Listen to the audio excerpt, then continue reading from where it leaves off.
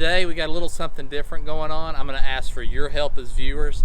I need your help in the comments section for what I've got going on next. So right here's where we did the flower beds. That's still looking great with the plastic lumber.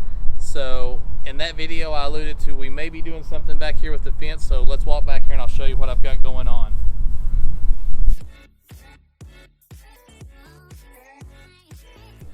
Okay, so here's what my plan is.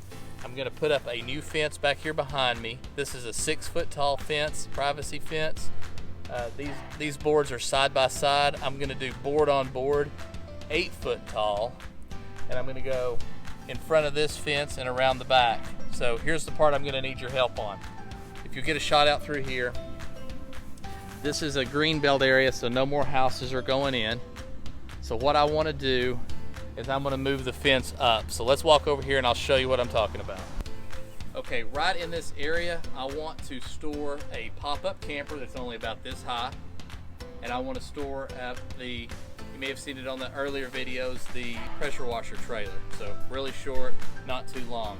So here was my original plan. I want to put concrete down right here, about 12 foot wide.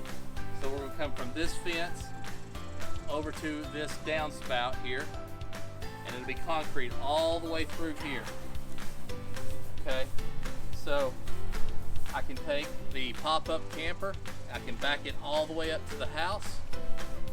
I can take the other trailer, back it up to that one, and then I'll have quite a bit of storage, probably from about right here to the end I'll have in storage, where my son can keep his bicycle, I can keep my welder, a few things to take that clutter out of the garage. So I was showing this whole deal to a friend of mine yesterday, and he said, hey, why don't you, and let me back up a second. When I was showing this to a friend of mine yesterday, the reason why, not because he's the smartest guy I know, but Trey Thomas had some good ideas. And if you'll show it to some people like I'm showing this to you guys can help me with some ideas. So please fill up that comment box, because he came up with such a great idea. So my plan was, like I say, pull both trailers in, and then what I'm going to have to do is what I'll end up doing is putting a bunch of junk here. So Logan, if you'll walk around here, I'll show you what my plan is. We're standing on the green belt here, but I can access this and back the trailer in here. So I'm going to put a double door here, back the trailers in, and then what's going to happen is this is going to get filled up with miscellaneous stuff, as we know how things happen in a garage or a storage area. So then what's going to happen is I'm also going to put on this new fence, I'll have a door that opens up here to access that stuff. I don't want to open up a big double door every time. And this will just look like access to the backyard from the front of the house.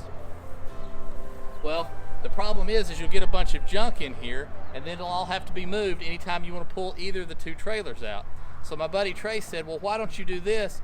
Why don't you put the access point on the other side of the fence and do your storage over there, and then you can just have your two trailers in the front and they're always ready for access on this double door. It's like, that's a great idea. Alright, so as we can see, there's a grade right through here where we want the water coming away from the house, so it's kind of downhill.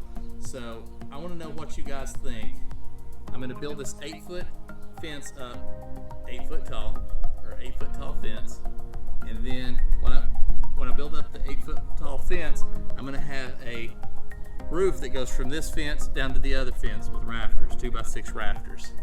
So I'm right now thinking on this area right here, I'm going to come up, I'm going to dig down just a little bit, like 4 inches, and come out with 4-inch concrete out so far, and then stop that off, let it drop down, and come the rest of the way out, maybe at an angle, not really sure. So any advice you have on that?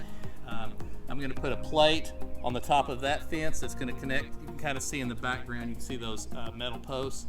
I'm going to have some fixtures that'll hold onto that metal post and hold my top plate's the wrong thing. It's just going to be just a 2x6 that's setting towards the top of that fence that's going to mirror the new 8-foot fence I'm going to put in. Any help you guys can give me on that would greatly appreciate. I hope this is clear. I know there's a lot of moving parts to it, but basically we're going to have a fence that's taller, a fence that's shorter. We're going to put a roof from this one to this one.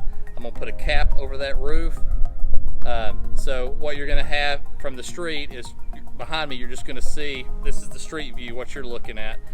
You're just going to have a fence that's got a cap on it. It's going to look like a regular old fence with a door right over here that's going to access the backyard, which is going to be just a little storage area.